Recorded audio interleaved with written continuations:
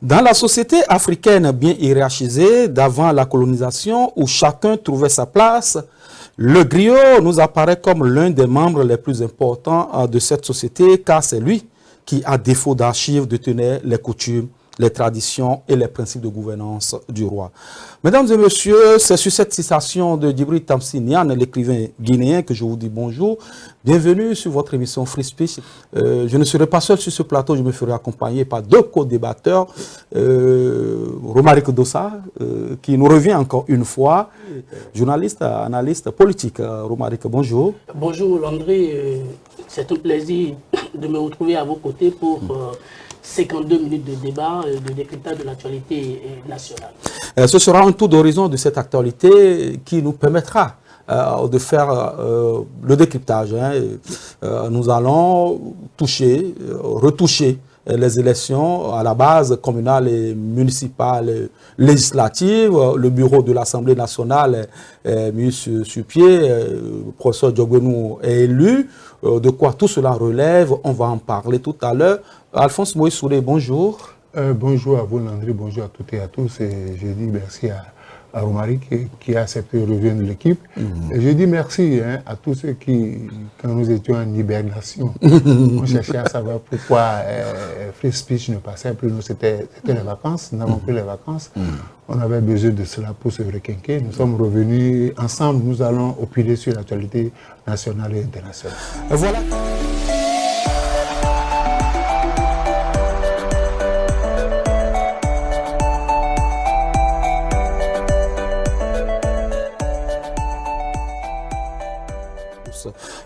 Vous avez une grogne, Alphonse Moïse Soulé, parce que moi j'en ai une.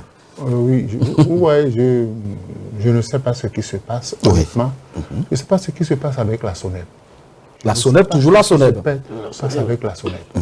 C'est-à-dire que malgré tous les coups de gueule, malgré tous les coups de cœur que nous lançons, vous imaginez parfois en plein cœur de la ville de Cotonou, vous manquez d'eau pendant des jours. Vous manquez d'eau pendant des jours et vous passez des nuits blanches à surveiller l'eau.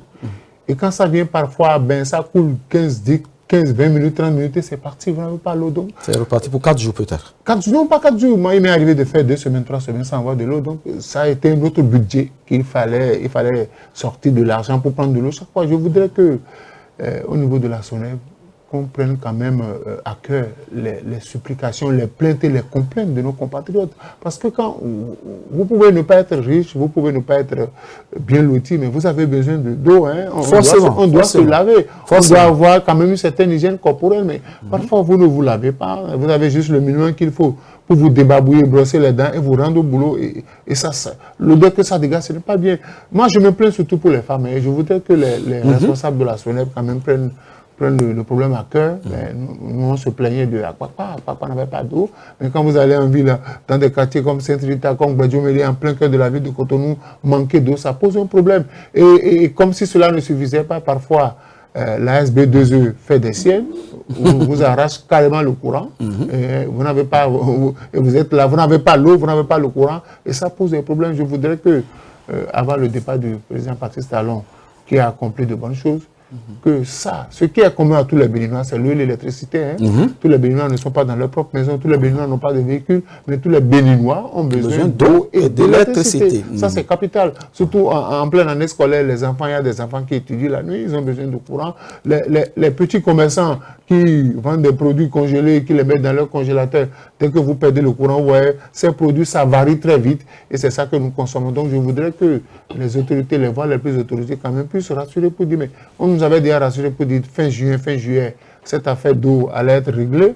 Malheureusement, nous sommes rentrés dans la nouvelle année avec la même difficulté. Donc, je voudrais qu'une solution adéquate soit trouvée. Oui, je me pose même la question par rapport à cette problématique.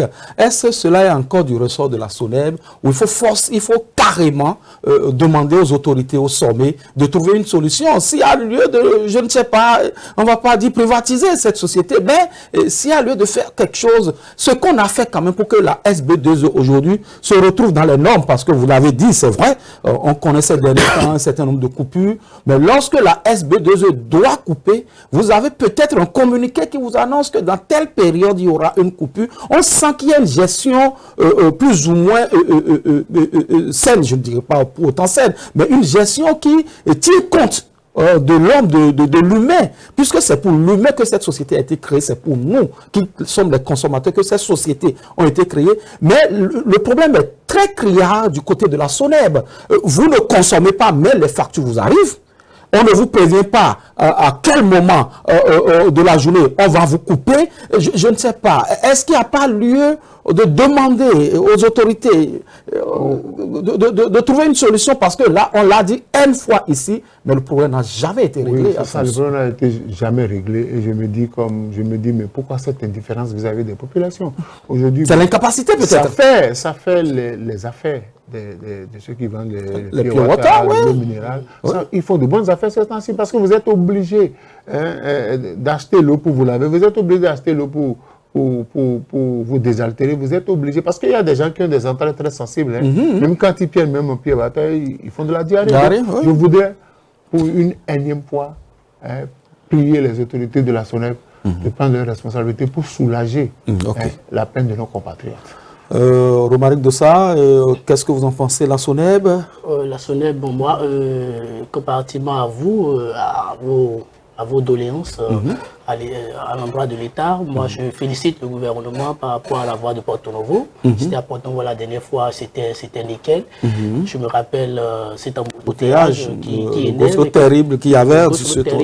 Qui énerve et qui vous fait perdre du temps. Et l'exécuté aussi de la voie qui faisait faire des accidents. Hein? Vraiment, aujourd'hui, quand même, quand on voit tout ça là, et quand on évalue tout ce que le président Talon a fait, on voit que c'est un homme de vision. Voilà.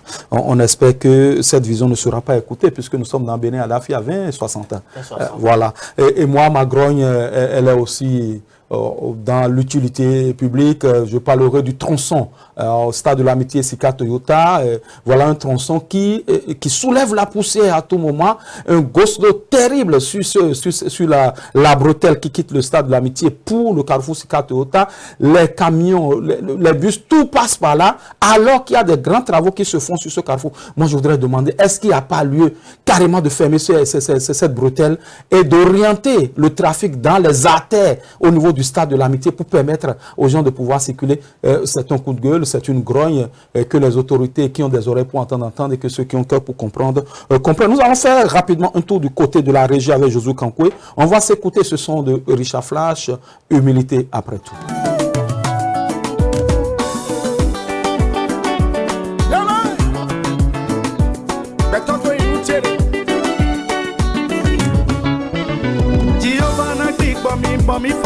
Mi non do mi dese wendo bebe.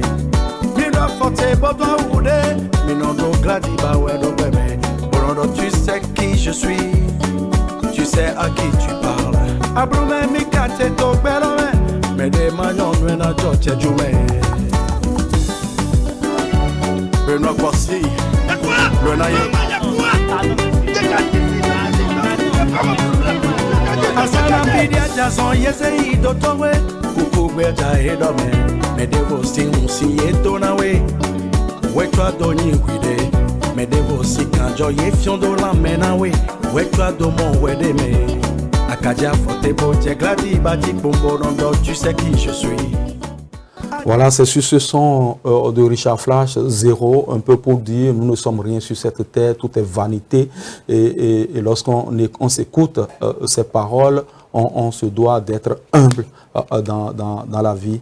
Et nous sommes de retour sur ce plateau. Alphonse Moïse Soudé, nous n'avions pas eu le temps, puisque nous étions en hibernation, vous l'avez dit à l'entame de cette émission, nous n'avions pas eu le temps de décortiquer les élections. On va le faire le temps de cette émission.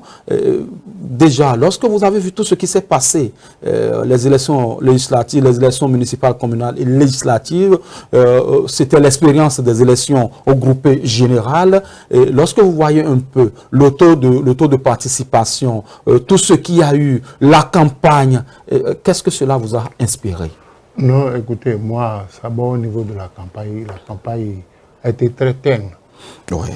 On n'avait pas remarqué l'enjeu que remarquions d'habitude. Donc c'était terne, on voit pas les caravanes qui passaient, qui donnaient de l'ambiance, où les enfants étaient contents, ils couraient derrière les cars pour chanter, on n'a pas eu ça. Mais moi, ce qui m'a un peu chagriné, c'est le jour du vote, le jour du vote en tant qu'homme des médias, il fallait faire le tour d'un certain nombre de bureaux de vote pour voir l'enthousiasme. Et je tiens à saluer quand même les sécu, les chefs quartiers, certains qui jusqu'au dernier moment faisaient encore de la sensibilisation pour demander à nos compatriotes de sortir pour voter. Mais je voudrais rappeler à nous tous que aller voter, c'est un devoir citoyen. Peu importe pour qui vous allez voter là-bas, mais vous avez l'obligation d'aller voter. Et vous avez l'obligation de demander à vos enfants d'aller voter. Ça ne dépend pas forcément des partis en compétition. Combien de Bénins comprennent ça? Ça ne dépend pas forcément des candidats en compétition, mais en tant que citoyen, vous avez l'obligation d'aller voter. Moi, j'ai vu des gens qui ne voulaient pas aller voter, des gens qui ont même refusé catégoriquement. Des intellectuels, voter, des intellectuels qui refusent à leurs enfants d'aller voter. C'est pas normal. C'est pas normal que vous puissiez demander à vos proches de renoncer à leur droit de citoyen, parce que quand vous n'êtes pas allé voter, mais les autres ont voté à votre place, donc vous n'avez qu'à accepter les résultats. Donc je dis, j'ai remarqué que, bon, il n'y a pas eu de violence, on n'a pas fait cas de violence sur le terrain, et tout s'est bien passé. Chaque institution, à mon avis, a joué son rôle. C'est vrai qu'à un moment donné, certains ont trouvé qu'ils étaient dépités par la politique. Et j'ai dit, ça aussi, c'est la politique. Ça aussi, c'est la politique. La politique, ce n'est pas toujours les instants de bonheur. Il y a des hauts et des bas. Mais bon, tout s'est bien passé. Les résultats ont été donnés. Les institutions chargées, j'ai vu au niveau de la Cour suprême, quelqu'un qui a été interpellé parce qu'il ne savait pas lire et écrire. Voilà ce que nous avons toujours dénoncé sur ce plateau. Et que dans l'élaboration des listes, quand même, de ceux qui doivent être candidats, contient quand même d'un minimum de critères. Agon Valentin avait même dit ici qu'il fallait avoir le niveau de licence avant d'être candidat à l'Assemblée nationale, parce qu'il faut savoir lire et écrire, il faut savoir comprendre. Et ça n'a pas raté. Deux partis en compétition, l'un a dû dénoncer un membre élu qui ne savait ni lire et écrire. Il a été interpellé par la Cour suprême. Nous avons vu circuler quand même l'audience sur les réseaux sociaux. Finalement, il a perdu le siège. Je crois que petitement, les gens sont en train de comprendre, mais il va falloir qu'au niveau des partis politiques, qu'on tienne compte de ça. Il faut savoir lire et écrire. C'est très important. Il faut avoir quand même un certain niveau intellectuel pour pouvoir décortiquer les tests, parce que quand ça ne le fait pas, les autres le font à votre place et vous subissez. D'accord. Mais dans l'organisation de ces élections, il y a quand même eu un couac. Je voudrais quand même qu'on soulève cela et que cela puisse nous permettre de corriger le tir. Et il y a des bureaux de vote qui ont ouvert très en retard. Vous avez quand même eu vent de cela? Oui. Bon, écoutez, les explications ont été données, des engagements ont été pris pour que cela ne puisse pas se répéter. La prochaine élection, c'est celle du 12 avril, la présidentielle. Donc je crois que les remarques qui ont été faites par rapport à l'ouverture des bureaux de vote, par rapport à l'organisation, je crois que la Sénat et ses différents démembrements doivent en tenir compte, parce qu'à un moment donné, les bureaux n'ouvraient pas, les gens se sont découragés, ils sont rentrés chez eux, ils ne sont plus revenus pour voter. Donc il faudrait qu'on ne tue pas la volonté des citoyens à exprimer leurs devoirs. Et je voudrais qu'on tienne compte des différentes remarques, les ratés.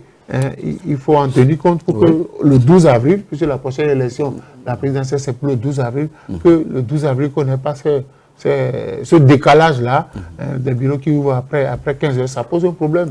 Les gens n'ont pas que ça à faire. Certains avaient d'autres préoccupations, ils disaient, je vais vite aller exprimer mon suffrage et je passe à autre chose. Malheureusement, ils n'ont pas eu cette chance-là. Mais lorsqu'on sait que c'est un devoir, c'est une obligation, est-ce qu'il n'était pas important quand même que l'on puisse trouver forcément le créneau?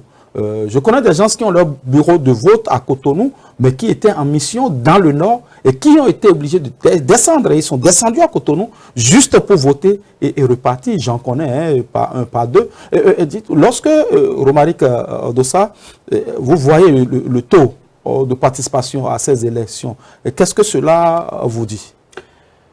Eh bien, le taux de participation fait, entre autres, partie des limites de ces élections.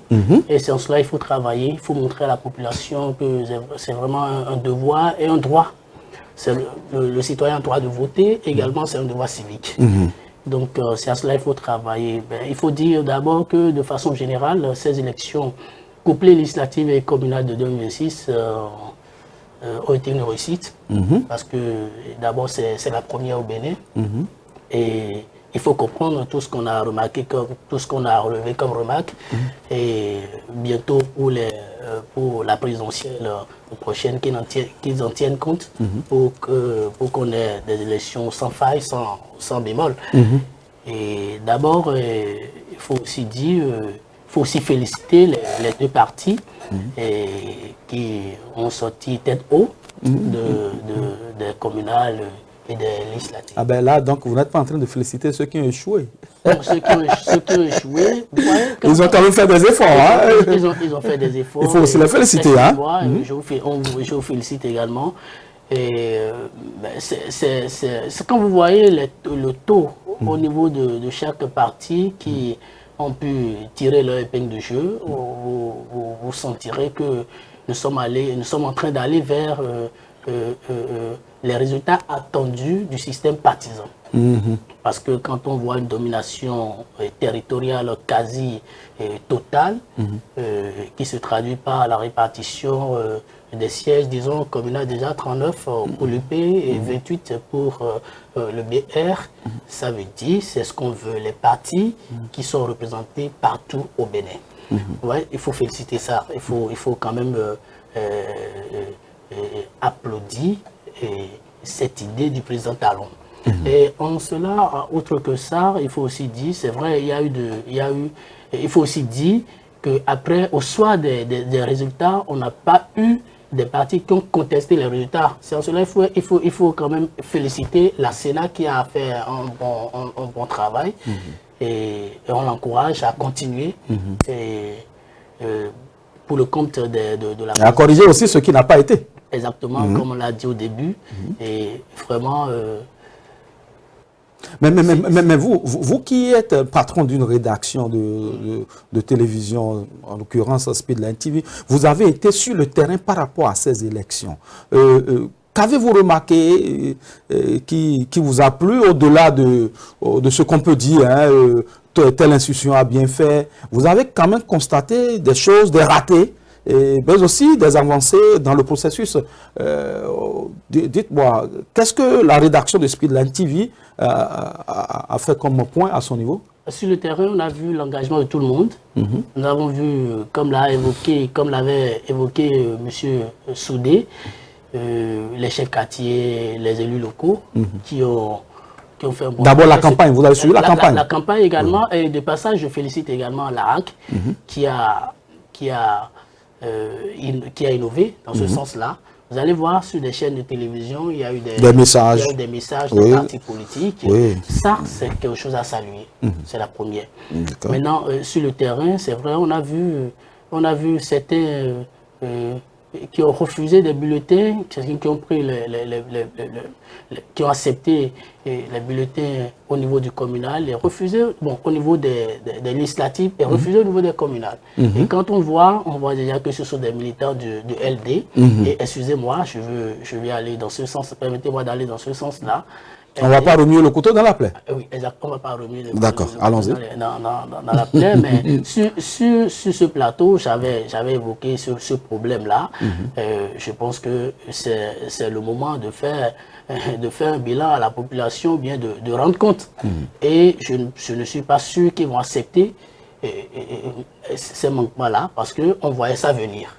Et rapidement, je rentre dans le débat avec ces députés qui ont démissionné, qui ont rapidement rejoint. Non, je crois que nous allons revenir sur ce point de votre analyse tout à l'heure. Je vais me retourner vers le professeur Alphonse Moïse Soudé. Lorsqu'on regarde tout ce qui s'est passé pour ces élections municipales, communales et législatives, et qu'on décrypte un peu les résultats des différents courants politiques, des différents partis politiques.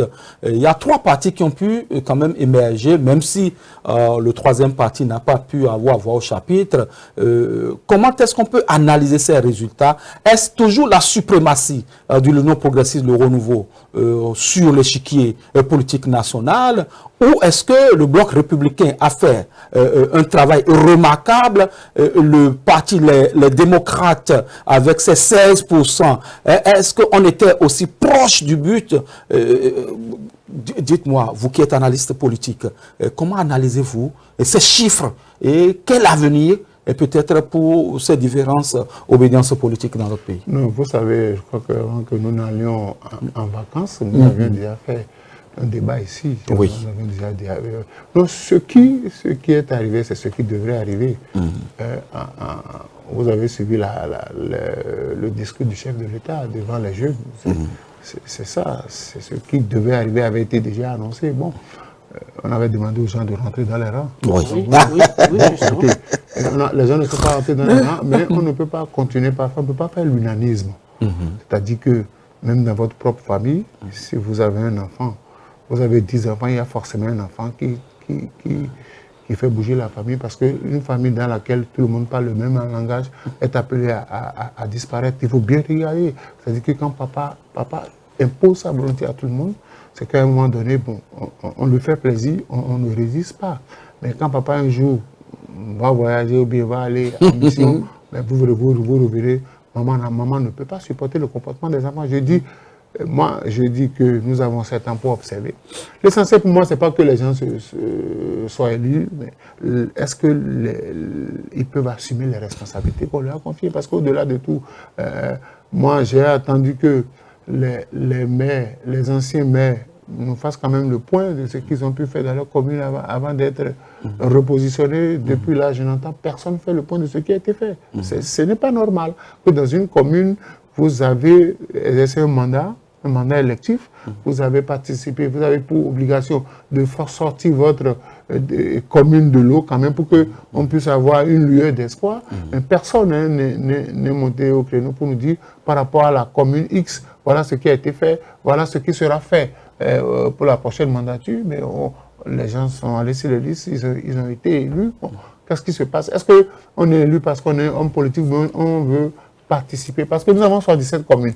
Faisons le point un peu, parce que je dis, on n'est pas béninois de Cotonou. Le Bénin ne s'arrête pas à Cotonou. Donc, est-ce qu'aujourd'hui, on a la certitude que dans toutes les 77 communes, les Béninois ont le minimum?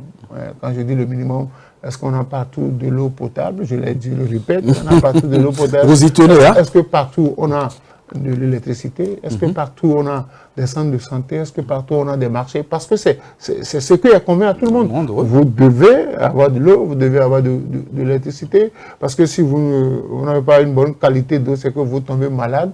Et si le centre de santé n'est pas proche de votre domicile, que vous devez faire des kilomètres, donc moi j'aurais bien aimé que chaque maire puisse se faire quand même le point, parce qu'on va changer les maires, d'autres vont venir sans que la population n'ait de façon concrète le point de ce qui a été fait. Parce qu'au-delà de tout ce que nous disons, c'est l'argent du contribuable béninois.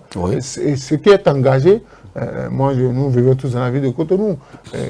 Qu'est-ce qui a été fait par la mairie de Cotonou vis-à-vis des populations? Il faut qu'on le sache, qu'on nous dise qu'est-ce qu'on a fait de notre argent. Mais malheureusement, je n'ai pas eu cette reddition du compte là. Et puis les gens sont allés. Non, ce n'est peut-être pas encore ça pour que l'on puisse vous faire le point. Les gens profitent, disons les choses clairement, les gens profitent du chapeau du chef de l'État, du parapluie du chef de l'État, pour se faire une place au soleil politique. Mais sur le terrain de compétence, sur le terrain de travail, qu'est-ce qui a été réellement fait? Parce que nous reconnaissons que le chef de l'État ne peut pas être partout. Il y a des gens qui ont été choisis pour faire le travail. Si on a pu faire les élections et que on n'a pas fait le point de comment les gens ont géré les mairies, ça me pose un problème. Oui, d'une façon ou d'une autre, il y a des municipalités, il y a des mairies qui ont fait ce bilan du côté d'Abomey-Calavi. Nous avions relayé ce qui a été fait par le maire Angelo à Wandinou, Évariste à Wandinou. Est-ce que son bilan satisfait aujourd'hui la population pour qu'il rempile?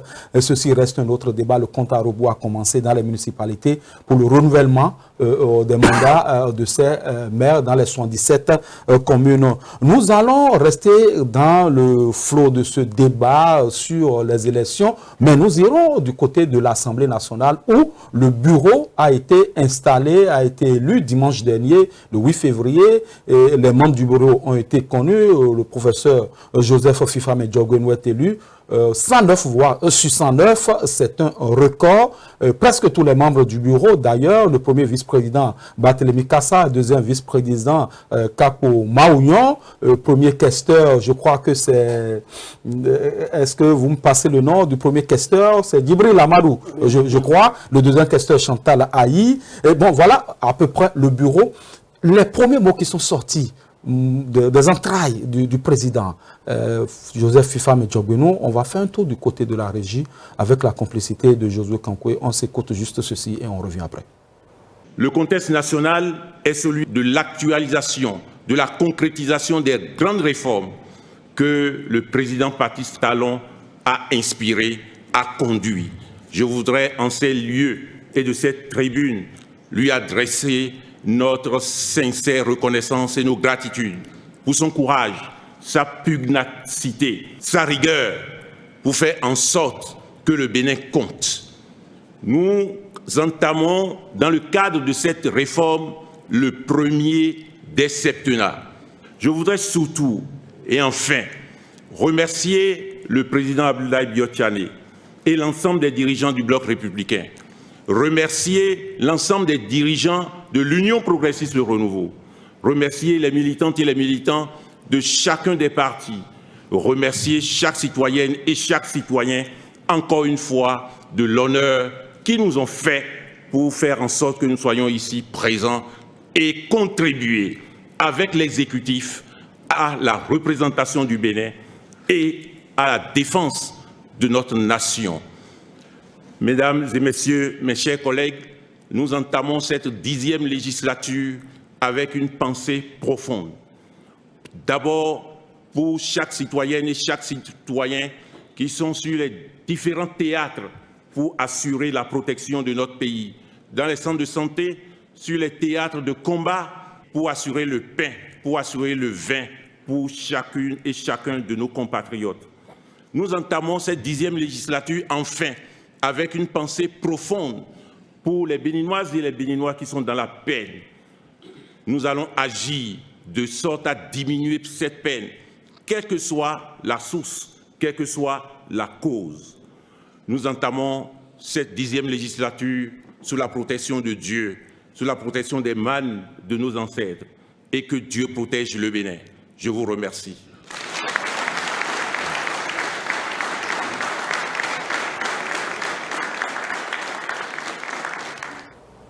Voilà, à l'instant, c'était le professeur Joseph Fifame Djogbenou, désormais président de l'Assemblée nationale pour cette 10e législature, qui se donne des ambitions, qui se donne des objectifs. Vous l'avez écouté, Alphonse Moïse Soudé, qu'est-ce que ça vous fait lorsque vous voyez un peu la posture, le gestuel de celui-là qui, quand même, a du bagage pour cette assemblée-là, vous le voyez quand même tenir les rênes comme cela se doit.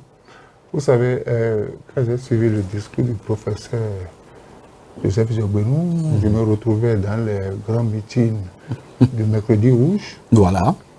Parce qu'il y avait le punch. On avait promis des choses aux Béninois. On a vu la suite. Aujourd'hui, il est à la tête de l'Assemblée nationale. Et vous savez, il y a dans son discours, il y a le mot, nous allons actualiser et concrétiser les grandes réformes du président Patrice Talon, et puis nous allons alléger la peine de nos compatriotes. Ça veut dire qu'ils reconnaissent qu'à travers les lois qui avaient été votées, il y a beaucoup de choses qui ont fait mal aux Béninois. Donc on va actualiser, c'est-à-dire qu'on va retoucher à des lois, on va peut-être ajouter d'autres lois.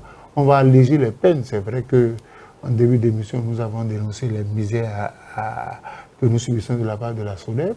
Nous avons parlé des misères que nous subissons de la part de qu'on appelle de la SB2E. On va alléger la peine des Béninois. Pour moi, c'est que la loi sur l'embauche sera revue et corrigée, c'est ça, actualisée.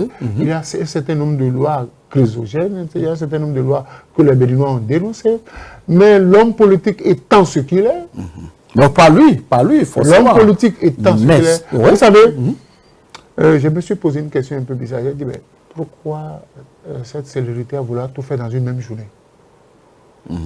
Et je dis, est-ce qu'il n'y a pas d'autres lois en préparation?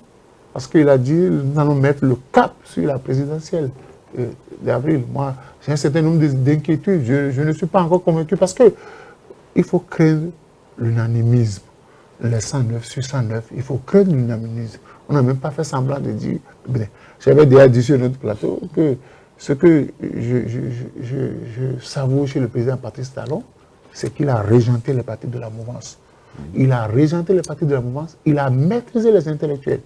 La liste a été unique, c'est passé comme il était à la pause. Donc, il y a 109 députés, mais il y a quelque part un député plus puissant que les autres députés. Les gens viennent me dire qu'il a encore raconté des coups, mais c'est ça. C'est lui qui a sa majorité, c'est lui qui dirige sa majorité, et personne ne peut aller contre les souhaits du chef de l'État. Parce que j'ai dit une chose, hein, avec l'instauration du Sénat dans la Constitution révisée, le Sénat est déjà un organe tout puissant.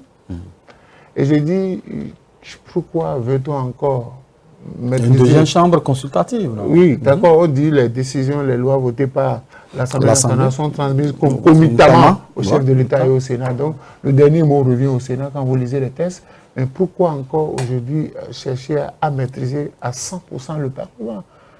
Moi, j'ai beaucoup d'inquiétudes. Je me dis, est-ce que les jours à venir, d'autres lois ne seront pas introduites et votées rapidement? Parce que quelqu'un a dit, 6 mois avant les élections, on ne touche pas aux tests, mais nous n'avons pas respecté cette loi qui nous dit que, bon, c'est la disposition de la CEDEAO. Avant la présidentielle du 12 avril, on ne va pas toucher à d'autres lois. Il y a cette inquiétude. Hein. Est-ce qu'on ne va pas encore réviser à nouveau la constitution de notre pays, introduire d'autres peut-être données ou bien actualiser? Voilà, le professeur Jogbenou a sorti le mot actualiser, ça veut dire que quelque part, il faut adapter les tests aux nouvelles réalités. Donc, comme je le dis souvent, le temps est le père de la vérité. Les jours à venir, on saura qu'est-ce qui est caché dans cet unanimisme-là. Parce que ça craint, quoi, ça craint.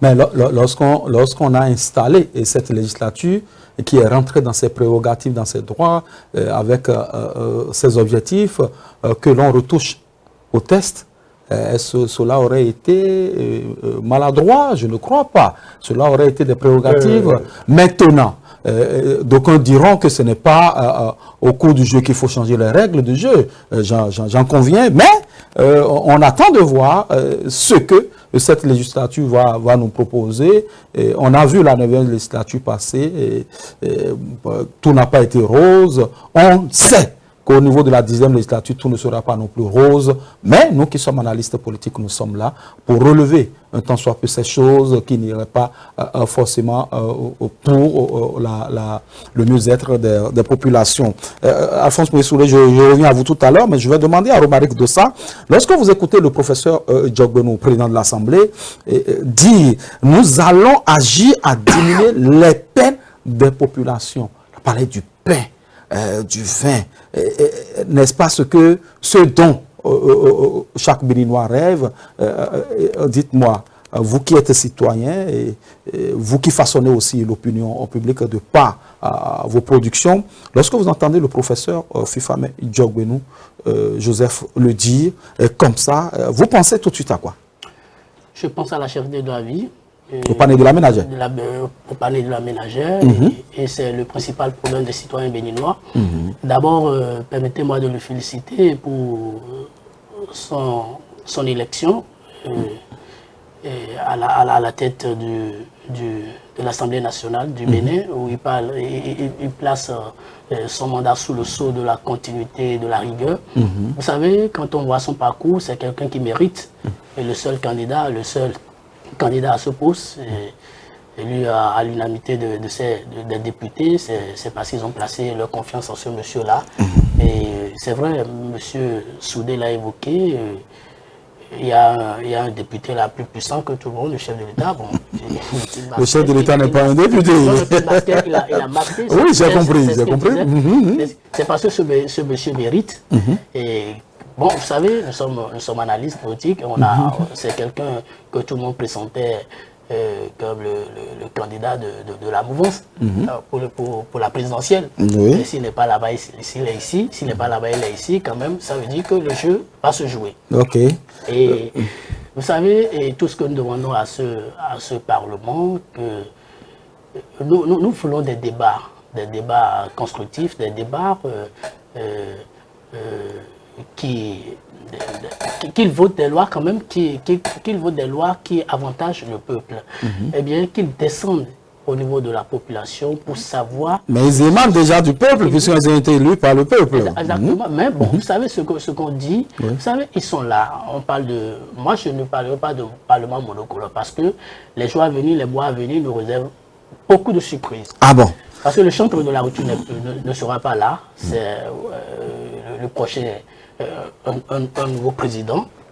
Ils ont partagé la même vision jusqu'à venir à ce niveau-là. Celui qui sera là, est-ce que ces deux partis vont continuer toujours à partager la même vision que ce monsieur-là? Et on attend des débats contradictoires pour qu'on ne soit pas ennuyé, pour que ce ne soit pas ennuyeux, quoi. Des débats contradictoires. Des débats contradictoires au niveau de l'Assemblée. Au sein de la mouvance. Au sein de la mouvance, à l'Assemblée nationale. Là, ok, d'accord. C'est vrai, ces gens-là ont la manière de contenir leurs problèmes. Peut-être qu'il y a déjà des débats contradictoires, qu'il y a parfois des débats contradictoires au sein de... C'est-à-dire, c'est pas public, c'est pas exposé, mais quand même, on veut constater au niveau du Parlement pour qu'on ne nous dise pas encore, pour que la population, vous savez, les gens disent aujourd'hui que c'est encore un Parlement monocolore. Je dis non, c'est pas monocolore parce qu'il y a deux partis politiques, c'est vrai. Les deux partis politiques. Qui sont tous de la mouvance. Qui sont tous de la mouvance, mais c'est deux administrations. D'accord. Vous comprenez? Donc, certainement... Mais tout à l'heure, vous étiez en train de dire, je vous pose la question comme ça, il le mérite. Au-delà du mérite, n'est-ce pas le résultat sorti des urnes qui milite en faveur du professeur Diogbenou, parce que lorsqu'on parle de mérite, lui-même il reconnaît quand même que dans l'arène il y a des hommes forts aussi, tels que le ministre d'État Abdoulaye Biotchane, qui s'est fait lire aussi. Il aurait pu être président de l'Assemblée nationale. N'est-ce pas le chiffre ou les résultats sortis des urnes qui militent en faveur du professeur Diogbenou? Est-ce seulement le mérite? Vous savez, il faut savoir observer ce système mis en place par le président Talon. Eh bien, c'est pourquoi j'avais évoqué quelque chose au départ. Je vous disais, mais c'est quelqu'un qui était pressenti être le président candidat à l'association du parti Talon, et maintenant on le voit à l'Assemblée nationale. Ne soyez pas surpris parce qu'il y a d'autres choses qui sont là. Et on sera surpris. Vous êtes dans le secret des dieux. Nous ne sommes pas dans le secret des dieux, mais dites-nous. Il faut dire que les mois à venir, on nous réserve assez de surprises. Assez de surprises, d'accord. Vous allez voir par la suite. Ok, d'accord. On attend de voir. Professeur, lorsqu'on voit le ministre d'État, Abdoulaye Biotchane, à l'Assemblée, il faut reconnaître quand même que 4 ministres de l'actuel régime sont à l'Assemblée, ou quand même ont reçu leur attribut la dernière fois. Dites-moi, est-ce qu'il y a une possibilité qu'on ait un remaniement technique dans les prochains jours? Qu'est-ce qui va se passer? Eleanor Yahi Ladekhan de l'enseignement supérieur, député désormais, Jean-Michel Abimbola, député, ministre Biotchane, député, Assouma du commerce, député. Est-ce que les 4 vont siéger? Je ne sais pas, peut-être que vous avez des explications ou vous avez une analyse à faire par rapport à ces 4 ministres qui désormais ont la casquette de député ministre, mais il va falloir quand même choisir. Ils ne peuvent pas porter les 2 casquettes. Oui, qu'est-ce qu'ils n'ont pas prouvé sous le magistère de Talon? Et c'est sous celui de Ouaddaï qu'ils vont prouver. Est-ce qu'ils veulent nous dire que c'est les mêmes hommes que Ouaddaï va reconduire? J'ai dit non, ils n'ont qu'à siéger. On ne change pas une équipe qui gagne. Écoutez, vous savez, il y a une réalité que je vais vous dire. Oui, allons-y. Et moi, je fais confiance au ministre Ouaddaï. Okay. Il était en position de receveur d'ordre. Il faut que les Béninois se mettent ça dans la tête. Il était en position de receveur d'ordre. Maintenant, il devient donneur d'ordre. Et le chef de l'État Boni Yayi a sorti une phrase. On n'a pas encore fini les élections. On n'a pas encore fait les élections. Hein. Attendez, vous n'allez quand même pas enterrer le duo concurrent. Vous allez me dire que vous ne pouvez pas battre Wada sur le terrain. Alors, le travail fait, les intrigues politiques. Écoutez, vous allez me dire que vous ne pouvez pas battre Wada sur le terrain. Alors, pourquoi le BL et l'UPS se sont retrouvés sur l'Assemblée nationale? Ça veut dire que le travail qu'ils ont fait entre-temps pour être élus... Les élections ne sont pas les mêmes. Une élection présidentielle. Le FCB n'a pas pu devenir seul siège de député, malgré les accords de gouvernance. C'est quand même... Bon, et vous allez me dire qu'il n'a pas pu lever ce siège et qu'il va battre Ouaddaï sur le terrain. Quand même. J'ai dit une chose. Vous voyez, tel que le Parlement là se trouve, moi je réfléchis à haute voix. Est-ce qu'on veut contenir le futur président de la République? Parce que j'ai l'impression qu'on a envie de le contenir. C'est-à-dire qu'on veut le contenir à l'Assemblée nationale, qu'on veut le contenir, on veut le contenir au Sénat. Mais non, il va s'affranchir. Il était dans la position, monsieur le ministre, vous étiez dans la position de recevoir d'ordre. Donc, ce n'était pas votre vision que vous étiez en train de mettre en application. Vous accompagnez le chef de l'État. Vous allez devenir donneur d'ordre. Et vous savez ce que ça veut dire. J'ai toujours aimé cette phrase du président Boni Yayi, que le président Patrice Talon a mis en œuvre. Le président de la République a beau être votre frère, votre père, il demeure le président de la République. Donc il faut comprendre ça. Il faut comprendre ça. Moi, je dis une chose, hein, ce qui se passe. Romaric l'a rappelé, moi, le professeur Djogbenou, pour qui j'ai du respect, nourrissait des ambitions pour être président de la République. Mais les événements n'ont pas permis... N'ont pas favorisé. Qu'il soit désigné. Oui. Donc, il a avalé ça, il a avalé son ambition. Malgré lui, on le remet à la tête de l'Assemblée nationale chargé de légiférer. C'est vrai qu'il y a le Sénat n'est pas encore installé. Donc, il faut que le nouveau président soit élu, c'est lui qui va installer a priori le Sénat. Donc avant le Sénat, beaucoup de choses peuvent se passer. Nous sommes sur un terrain politique. Je crois que moi j'ai l'impression qu'on a mis des balises, certainement pour contrôler le nouveau président qui sera élu. C'est-à-dire qu'il ne peut pas sortir de ce moule-là, il ne peut pas sortir de ce cadre-là. Mais je dis une chose, hein, Romaric a parlé de débat. Moi, ce n'est pas les débats à l'Assemblée nationale qui m'intéressent. C'est la qualité des lois qu'on met à la disposition des populations. Ah, mais la qualité des lois. Oui. Parce que tout ça sort du débat. Non, il y a que tous les débats ne sont pas présentés à la télé ni à la radio. Il y a des choses qui se font. Il faut que les gens apportent des contributions de qualité pour que... Parce qu'ils ont fait... Moi, j'ai suivi un peu leur tournée au niveau de la campagne. Les populations ont parlé.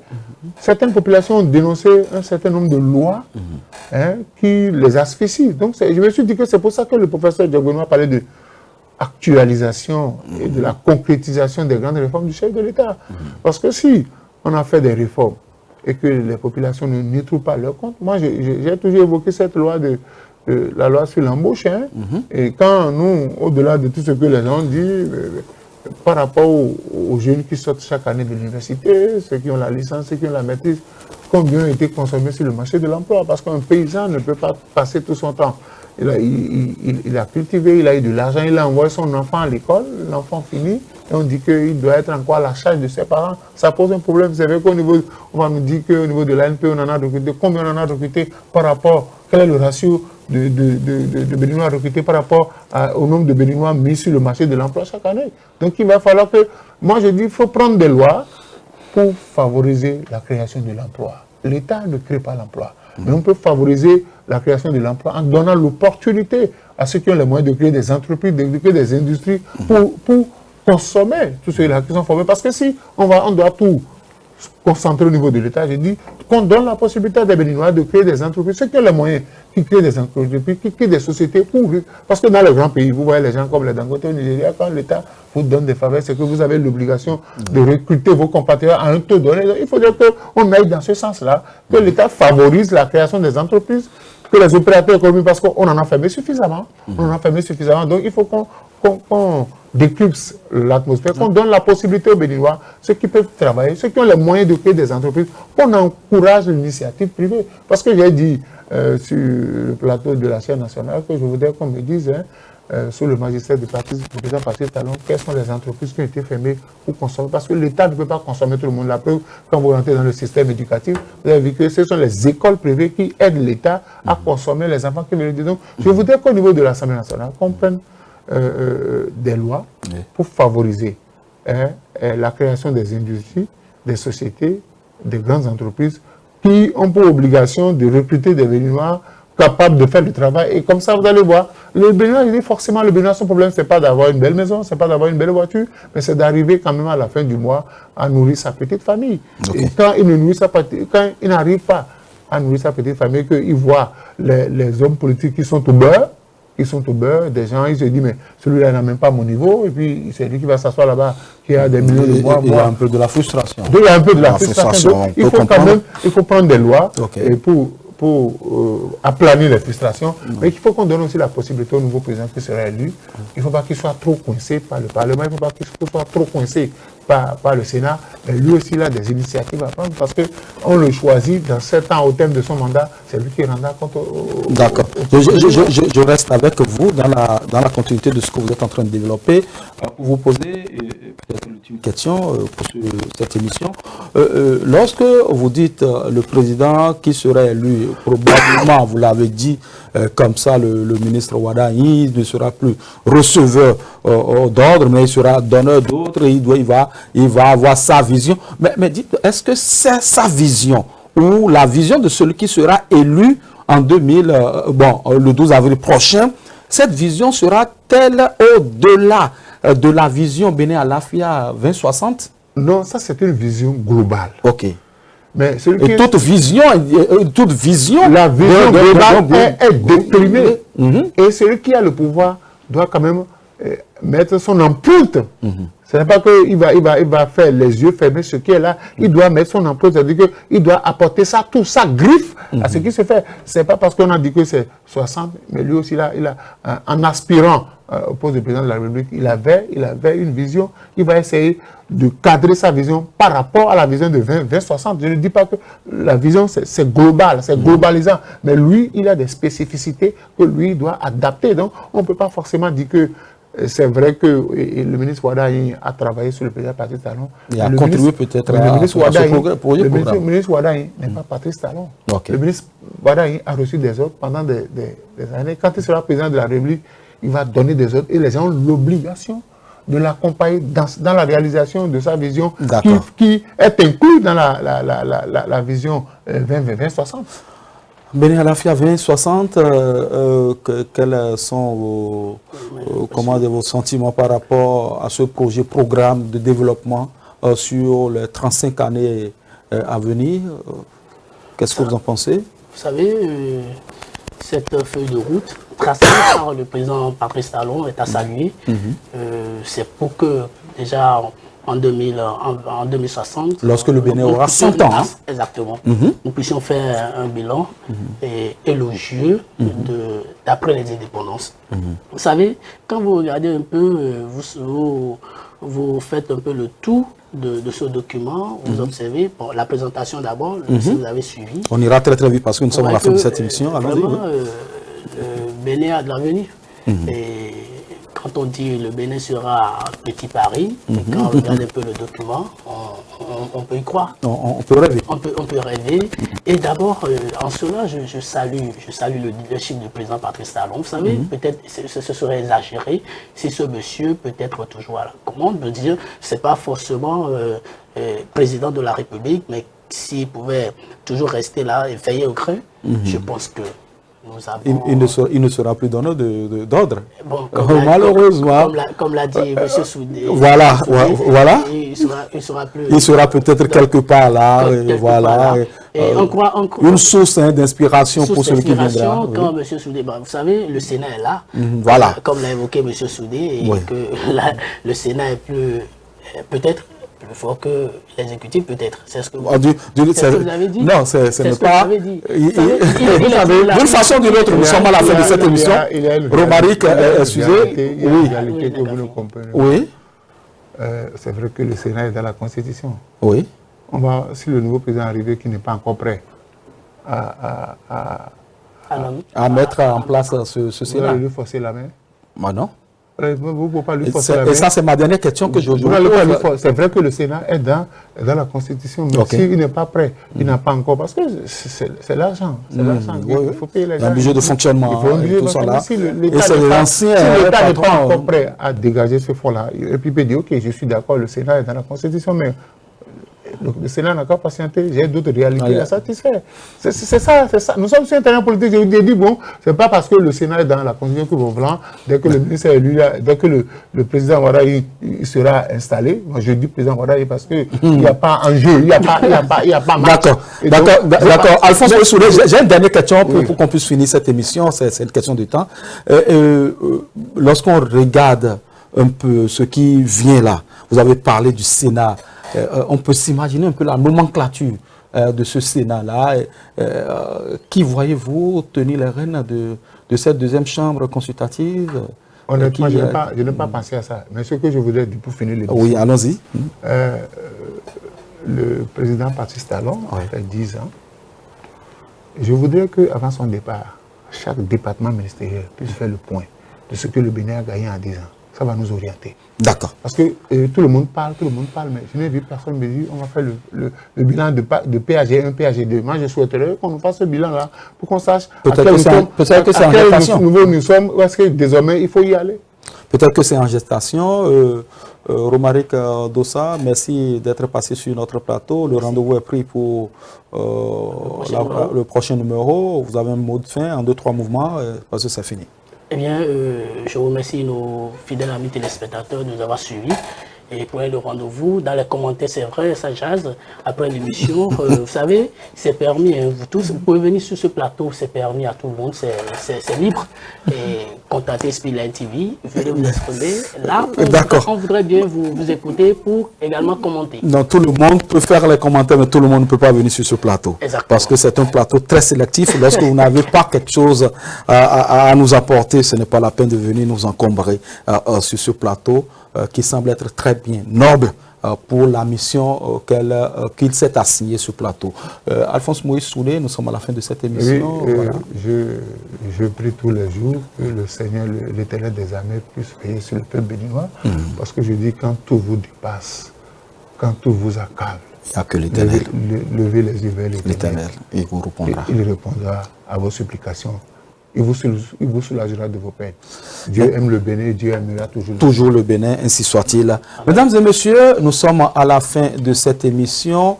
Nous vous remercions pour le temps que vous avez passé à nous suivre. Le rendez-vous est pris désormais. Nous sommes revenus de notre hibernation, comme l'a dit Alphonse Moïsoulé à l'entame de cette émission. À la réalisation de cette émission, Josué Kankoué, Bernardin Bonougo, Loïc Djilan, Naomi du côté de la rédaction, Romaric Dossa était sur le plateau avec nous, Alphonse Moïsoulé. Merci, chers co-débatteurs. Le rendez-vous est pris. Prenez soin de vous. Demain reste un autre jour. À bientôt.